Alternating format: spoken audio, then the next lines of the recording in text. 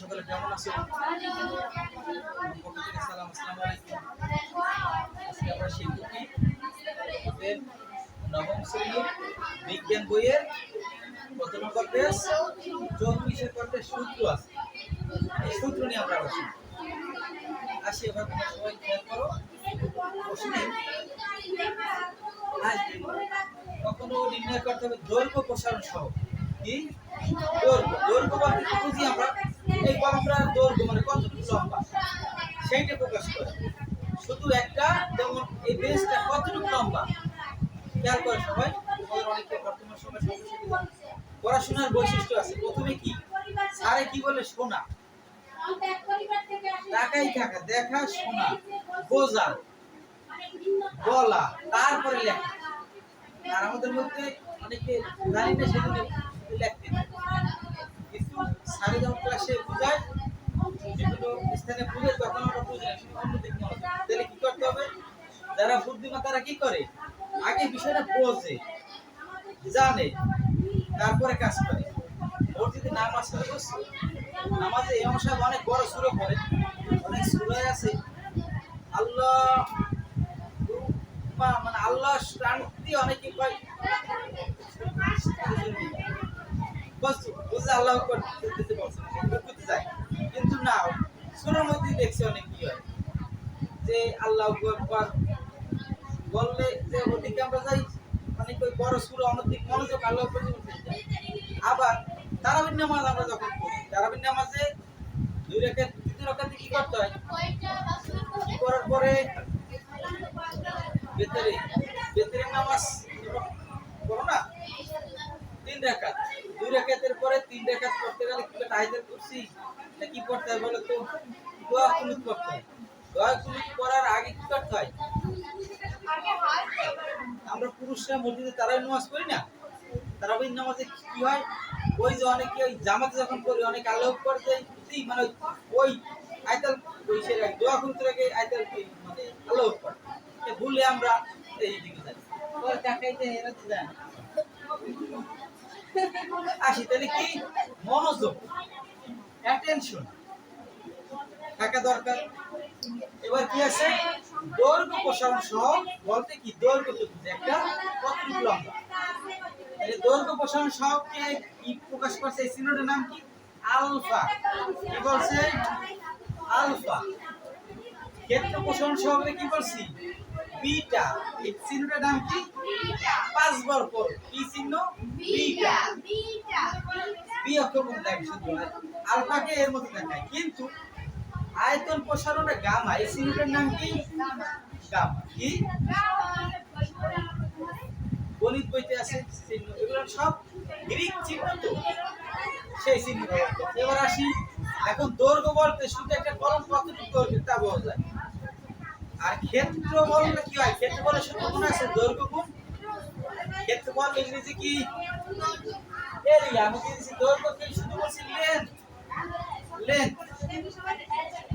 আর ক্ষেত্রফল English area, ক্ষেত্র। আর আয়তন ইংরেজি কি? ভলিউম, ভলিউম আয়তন। কি বলে? আয়তনের কি কি হয়? আয়তাকার বস্তু চিনি একটা ইট, দৈর্ঘ্য আছে, প্রস্থ আছে, উচ্চতা। যেমন এই যে ডাস্টারটা আমার এটা কি? আয়তাকার ঘনবস্তু। আয়তাকার ঘনবস্তু। আয়তাকার বস্তু কাকে বলে? আয়তাকার ঘনবস্তু কাকে বলে? যাদের একটা অংশ বেশি থাকে। আয়তাকার ঘনবস্তু যার দৈর্ঘ্য আছে, প্রস্থ আছে, আর কি আছে? তাহলে বলো তো এদের কয়টা অংশ আছে? মাথা খারাপ হয়ে গেছে। দৈর্ঘ্য, প্রস্থ, উচ্চতা, কিন্তু 6টা তল হচ্ছে 6টা। ঘন আয়তাকার ঘনবস্তু 6টি তল। এরকম একটা তল, একটা তল। দৈর্ঘ্য এই দুইটা, এই দুইটা, এই দুইটা। বুঝতে পারছো? তো তোমরা 6টা বলতে আসো, তাও ব্রেনে কাজ করে। তাহলে আসি দৈর্ঘ্যকে শুধু দৈর্ঘ্য পাইলে হবে।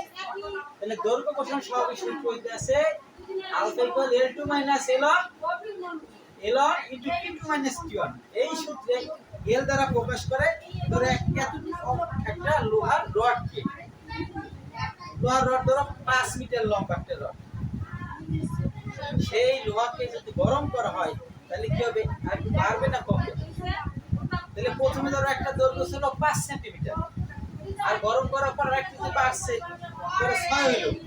সেজন্য প্রথম এলন দ্বারা প্রাথমিক দৈর্ঘ্য প্রকাশ করে, আদি দৈর্ঘ্য, আর এর দ্বারা পরবর্তী দৈর্ঘ্য তা প্রয়োজন যতটুকু বাড়ে। আবার এই জায়গায় টি1 আর টি2 তিনটে তাপমাত্রা। যেমন সকালে আমাদের স্বাভাবিক তাপমাত্রা ছিল কত, প্রকৃতির ধরো 25 ডিগ্রি 26 ডিগ্রি, এখন বর্তমানে টেম্পারেচার কত, আর একটু বেশি না? সেই তাপমাত্রা দুই রয়েছে, সকালে যে তাপমাত্রা আর দুপুরে যে তাপমাত্রা কত বাড়লো, ব্যবধান কিভাবে পাবো? বর্তমান সময় ধরো টেম্পারেচার 37 আর সকালে ছিল 27, তাহলে কত বাড়ছে? 37 থেকে 27 কত বাড়লো? 10 কিভাবে পাইছো? বর্তমানে 37 আছে আর সকালে ছিল 27, বর্তমান যেটা সেটা হচ্ছে টি2, আর সকালে মর্নিং স্টেজে ছিল টি1, তাহলে টি2 থেকে টি1 বাদ দিলে যেটা সেইটা, এই মানে বিয়োগ মানে কি ব্যবধান, বুঝতে পারছি? আবার ক্ষেত্রফল বলতে কি, ক্ষেত্রফল সমান beta equal a2 minus q1। এই সময় ক্ষেত্রফল বলতে ধরো একটা প্লেট, এই একটা পেজ, এই একটা পেজের কিন্তু দৈর্ঘ্য আর প্রস্থ আছে, তখন ক্ষেত্রফলের সাথে দৈর্ঘ্য প্রস্থ পাইলে প্রাথমিক ক্ষেত্রফল নেব, পরে তাপ প্রয়োগ করার পরে পরিবর্তিত হয়ে যে ক্ষেত্রফল হয় সেটা নেব, তাহলে এই দুটো বিয়োগ করলে কি আসবে? রেজাল্ট আসবে। তারপরে প্রাথমিক যে ক্ষেত্রফল সেটাই যা বসবে। আর এটা কি প্রশ্নে প্রথম পর্যায়ে একটা তাপমাত্রা দেওয়া থাকবে, সময়ের একক কি? সেকেন্ড। ভালো করছো তোমরা, উত্তর কথা পাইলে। সময়ের একক সেকেন্ড, দূরত্বের একক কি? মিটার। সেই মিটার, তাহলে তাপমাত্রা আবার একক আছে তোমাদের বই কেলভিন দ্বারা প্রকাশ করছে, কি? কেলভিন। তোমাদের এর আগে ক্লাসে শিখাইছিলাম কেলভিনের হিসাবটা, কেলভিনের তাপমাত্রা শিখছিলাম। তাপমাত্রা তিন ভাবে নির্ণয় করা হয়, একবার সেলসিয়াস, একবার ফারেনহাইট, আর একবার কেলভিন। বাবা এখন এদিকে তাকাই, আমরা তাহলে দুটো তাপমাত্রা পাইছি, T2 মাইনাস T1, তাহলে বুঝলাম এই অন্তরা কি প্রকাশ করে? প্রাথমিক ক্ষেত্রফল। A2 দ্বারা পরবর্তী ক্ষেত্রফল। আবার T1 দ্বারা কি? প্রাথমিক টেম্পারেচার অর্থাৎ তাপমাত্রা। T2 দ্বারা পরিবর্তিত তাপমাত্রা। আর এই মান বসালে যে রেজাল্ট পাবো সেটা কারণ হবে ক্ষেত্র প্রসারণ সহ বিটা এর মান। এবার আসে আয়তন প্রসারণ সহ কোন অক্ষর দ্বারা প্রকাশ করছে?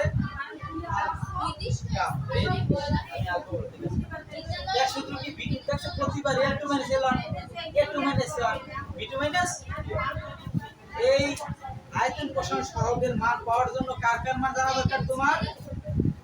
প্রাথমিক আয়তন, পরবর্তী আয়তন, প্রাথমিক আয়তন, আবার দুইটা তাপমাত্রা কি ঐশী, ঠিক না? একটু কি বুঝতে পারছি?